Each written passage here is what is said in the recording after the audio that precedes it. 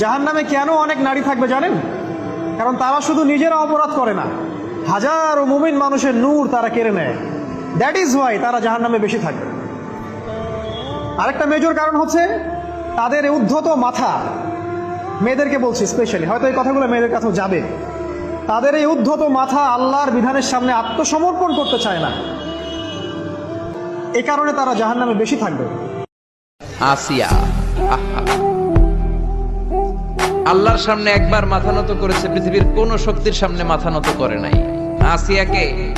আসিয়া এবং ফেরাউনের finance minister, অর্থমন্ত্রীর বিবি লুকিয়ে কালিমা পড়েছে, সাইয়েদনা মুসা আলাইহিস সালামের উপর ঈমান এনেছে। ফেরাউন শুনে দুইজনকে ডেকে নিয়ে আসলো। অর্থমন্ত্রীর বউয়ের সাথে দুধের বাচ্চা, বলল দুইজন নাকি ঈমান এনেছো লুকিয়ে লুকিয়ে, এক আল্লাহরে ছাড়ো, আমি ফেরাউনরে সেজদা দাও। এরা বলল জীবন যাবে কিন্তু ঈমান যাবে না, জীবন দিব কিন্তু ঈমান দিব। প্রথমে ধরলো অর্থমন্ত্রীর বউকে, তাড়াতাড়ি আমার পায়ে সেজদায় লুটিয়ে পড়ো। সে বলে না, জীবন যাবে ঈমান যাবে না। বলল তাই নাকি, দেখি তোমার ঈমানের কত পাওয়ার। জল্লাদরে বলল কড়াইয়ের ভেতরে আগুন গরম করো, তৈল গরম করো, দুধের বাচ্চাটারে টেনে নিয়ে তেলের মধ্যে ছেড়ে দাও। কল্পনা করতে পারেন? দুধের বাচ্চাকে মায়ের বুক থেকে ছিনিয়ে নিয়ে তেলের মধ্যে ফালাচ্ছে, বাচ্চাটা রোস্ট হয়ে যাচ্ছে, আর বাচ্চাটা বড় মানুষের মতো মাকে বলছে, মা চিন্তার কারণ নাই, এটা উত্তপ্ত তেল নয়, এটা জান্নাতের বাগান। ভয় নাই মা, তুমি চলে আসো, তুমিও লাফিয়ে পড়ো, শাহাদাতের পেয়ালা থেকে মিষ্টি সুধা পান করো।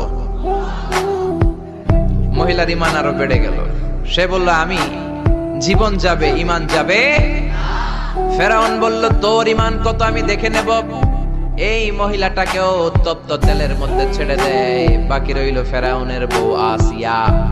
আসিয়ারে ফেরাউন বলল, আসিয়া এক আল্লাহর ইবাদত ছাড়ো, আমারে সেজদা দাও। আসিয়ারও এক কথা, জীবন দিব ঈমান দিব।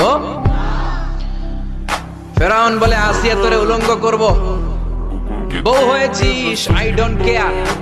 হাজার হাজার মানুষের সামনে নিজের বউকে উলঙ্গ করলো। তক্তার মধ্যে উলঙ্গ বউকে শুইয়ে হাতের মধ্যে পেরেক ঢুকালো, পায়ের মধ্যে পেরেক ঢুকালো। এক একটা পেরেক ঢুকায় তক্তার মধ্যে ছিদ্র হয়ে ঢুকে আর ফিনকি দিয়ে রক্ত বেরোয়। আসিয়া চিৎকার মারে।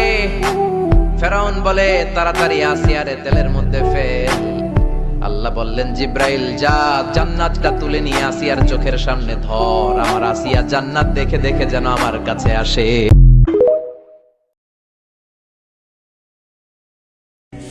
নবীজি একবার যখন আল্লাহর সামনে বলবেন কিয়ামতের মাঠে, আল্লাহ আমার উম্মত, আল্লাহ আমার উম্মত, আল্লাহ পাক এক দোয়াতেই নবী সাল্লাল্লাহু আলাইহি ওয়াসাল্লামকে বলবেন তোমার উম্মতের মধ্যে যার অন্তরে সরিষা পরিমাণ ঈমান আছে ওকে বের করে নিয়ে আসো। সেই মানুষের শান, তার মর্যাদা, তার চরিত্র। আরে কাপড় খোলা তো অনেক দূরের কথা, আমার এমন স্ত্রী আপনার স্ত্রীকে দেখেই নেই মানুষ, বাধ্য না হলে সে বাইরেই আসবে না। বাধ্য হয়েছে, আসছে, মাহারাম আছে, আছে মাহারাম সাথে আছে, এখন বাইরে আসছে। আপনার স্ত্রী ওই মানুষের বাসায় গিয়ে রাত কাটাবে না, এমনকি মানুষের বাসার টয়লেটে গিয়েও যেন সে কাপড় না চেঞ্জ করে। কারো বাসায় গিয়ে স্ত্রীকে রেখে দিয়ে আসবেন না, যে অপরিচিত কারো বাসায় স্ত্রীকে রেখে আপনি কোনো কাজে গেছেন, যাবেন না।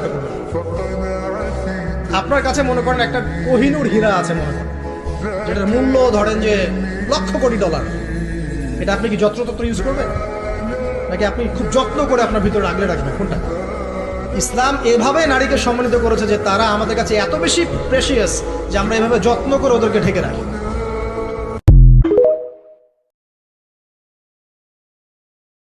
আল্লাহকে স্মরণ করে যারা কাঁদতে পেরেছে তাদের জন্য সুসংবাদ, ওই চোখ জাহান্নামের আগুন দেখবে না যেই চোখ দিয়ে আল্লাহর ভয়ে, আল্লাহর স্মরণে অশ্রু প্রবাহিত হয়েছে। খুশি হননি? সেই চোখ জাহান্নামের আগুন দেখবে না যেই চোখ আল্লাহর ভয়ে কেঁদেছে। আল্লাহ পাক আমাদেরকে তার ভয়ে কাঁদার তৌফিক দান করুন, আমিন। উম্মে আমারা একজন নারী সাহাবী, উম্মে আমারা উহুদের যুদ্ধে চতুর্দিক থেকে আল্লাহ নবীকে আক্রমণ করা হচ্ছে, তিনি একাই তীর ছুটছেন। মহিলা সাহাবী, নারী সাহাবী। আমাদের নারী মেহেদি দেয় বসে বসে, তাও বয়ফ্রেন্ডের জন্য। আমাদের নারীরা ঘরে বসে বসে মেহেদি দেয়, পার্লারে যায় বয়ফ্রেন্ডের জন্য। আর উম্মে আমারা রাদিয়াল্লাহু আনহা তাদের মতো সাহাবীরা জীবন দেন রাসূলের জন্য। স্বাধীনতা আছে, তারা স্বাধীন, আল্লাহর দাসত্বের অধীনে তারা কাউকে পরোয়া করতে না। তখন উম্মাহ ছিল তাদের।